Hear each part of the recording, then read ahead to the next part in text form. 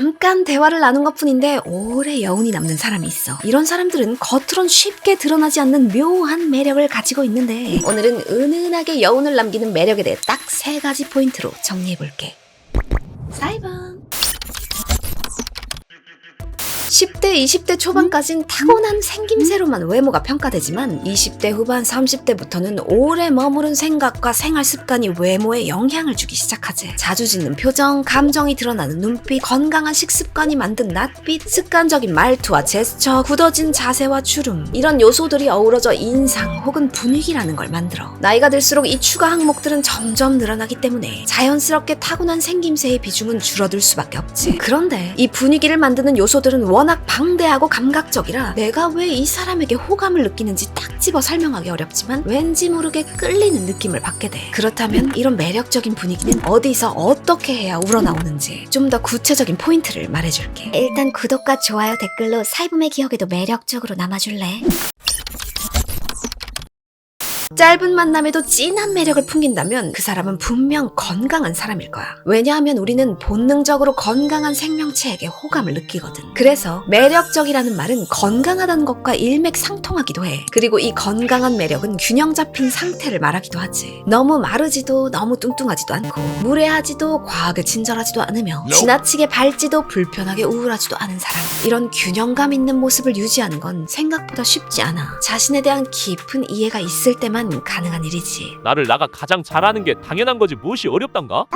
어려울걸. 자, 질문을 하나 해볼게. 어떤 문제가 생겼을 때 너는 보통 어떻게 상황을 풀어나가는 편이야? 간략하게 2가지 예시를 제시해 줄 테니 본인이 어디에 해당하는지 체크해봐. 일단 합리화하는 회피형들은 늘 지금 당장 편한 선택을 주로 해왔을 거야. 이 유형들은 자신을 표현할 때도 굉장히 너그러운 화법을 자주 사용해. 나는 좀 느긋한 편이여. 하지만 이런 표현은 스스로에 대한 불편한 진실을 가리는 역할을 하기도 해서 오히려 합리화하는 마음을 더 강화시킬 수 있어. 그래서 이런 말을 조금 더 인색하게 있는 그대로 날카롭게 바꿔 말해본다면 나는 시간 약속을 잘 안 지키는 편이지라. 그것만으로도 내 안의 개선 의지를 끌어낼 수 있지. 합리화 회피 유형이 건강한 균형을 맞추려면 눈앞의 편함보다 거시적으로 삶의 질을 개선하려는 적극적인 의지가 필요하지. 그런데 진짜 문제는 2번째 부류야. 회피형은 그나마 주변 사람에게 잔소리라도 듣지. 강박적인 완벽주의형들은 그렇지도 못해. 항상 노력하는 모습, 늘 뭔가를 성취하려는 태도는 학교와 직장에서 칭찬과 성과로 늘 보상을 받아왔기 때문에 정작 무엇이 문제인지 스스로 알아차리기가 어렵지.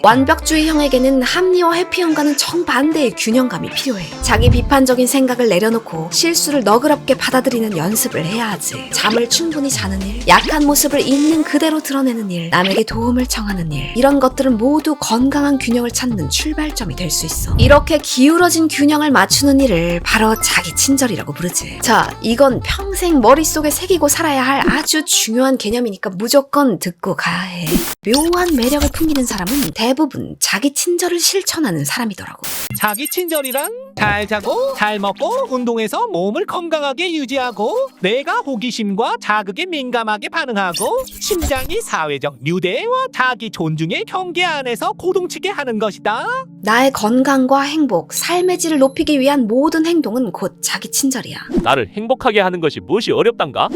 방금 설명한 회피형과 완벽주의형처럼 의외로 많은 사람들이 자기 자신에게 친절하지 못해. 폭식과 폭음, 엉망진창인 수면 패턴처럼 건강에 직접적인 영향을 주는 나쁜 습관들부터 남의 무리한 부탁을 거절하지 못하거나 소모적인 관계를 정리하지 못하는 것까지 내 삶의 질과 행복을 떨어뜨리는 모든 생각과 행동들은 다 자기 친절을 실천하지 못하기 때문에 비롯되는 일이야. 세상에서 가장 사랑하는 사람을 떠올려봐. 떠오르는 사람이 없다면 상상 속의 인물을 만들어낼 수도 있어. 먼 미래에 태어난 내 딸이라던가 작고 소중한 고양이가 될 수도 있지. 세상에 둘도 없이 사랑하는 존재에게 어떤 걸 해주고 싶어. 더 건강해졌으면 하는 마음으로 골고루 음식을 챙겨 먹이고 마음이 편안해졌으면 하는 바람으로 실수를 다독이지. 응원하고 칭찬을 아끼지 않지만 위험한 일이 생기지 않도록 엄격하게 훈계하고 성장시키기도 할 거야. 자기 친절은 이런 소중한 대상을 대하듯 나를 대하는 것이야. 이런 다정한 정성을 자기 자신에게 베푸는 사람은 주변 사람에게 인기가 있을 수밖에 없어. 왜냐하면 이들에겐 자존감과 자신감이 있기 때문에 타인과 소통할 때 열등감이나 허세를 드러낼 필요가 없거든. 있는 그대로의 말랑하고 연약한 속마음을 드러낼수록 다른 사람들도 그 사람에게 진짜 모습으로 다가오게 되지. 나는 오래 곁에 두고 싶은 사람을 구분할 때 그의 뒷맛이 어떤지 떠올려 보곤 해. 그와 만남을 갖고 헤어져서 귀가하는 길에 아, 오늘 참 좋았다.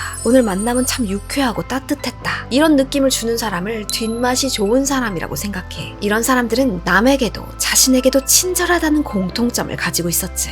그러니까 우리 보엠들도 은은한 뒷맛을 남기는 친절한 사람으로 풍성한 관계를 만들어 나가면 좋겠어. 사이버